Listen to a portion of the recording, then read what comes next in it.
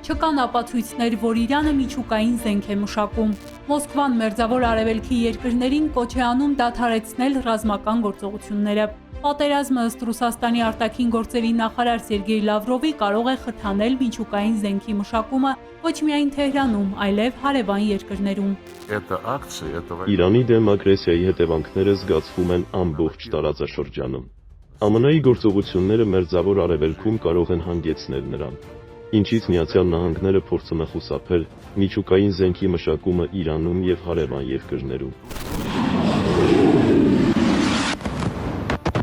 Որքան կտևի պատերազմը, ըստ քաղաքագետի դժվար է կանխատեսել։ Իրադարձությունների ընթացքը հուշում է, ռազմական գործողությունները կարող են երկար ձգվել, մյուս կողմից փլվում են միֆերը։ Փլուզվում է այն կոնցեպտը, որ եթե դու անընդհատ ինչ-որ բան ես զիջում, հասնում ես խաղաղության։ Դե Իրանը անընդհատ ինչ-որ բան զիջեց,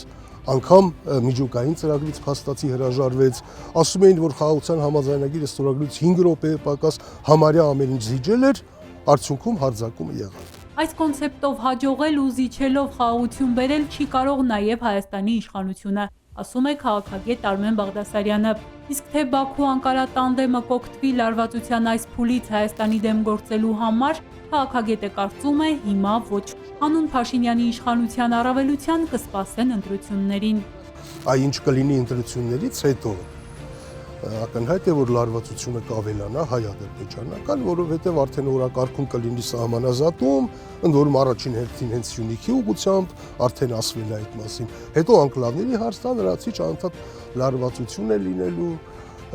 եւ երբ որ դուք ասում եք օգտվել առիթից, այդ առիթները անընդհատ լինելու են։ Իսկ թե ժամ առ ժամ թափ հավաքող պատերազմն ինչպես կազդի Հայաստանի վրա, Բաղդասարյանն ասում է, ավելի պարզ կերևա պատերազմի ելքից հետո։ Պետք է հույս ունենանք, որ Իրանը կպահպանի տարածքային ամբողջականությունը, իսկ եթե նաև դառնա աշխարհիկ երկիր,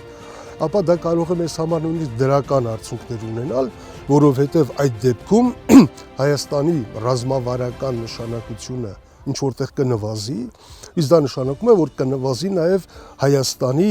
հատկապես Հայաստանի հարավի նկատմամբ այդ հավակնությունները, որ իրար ձեռքից են խլում,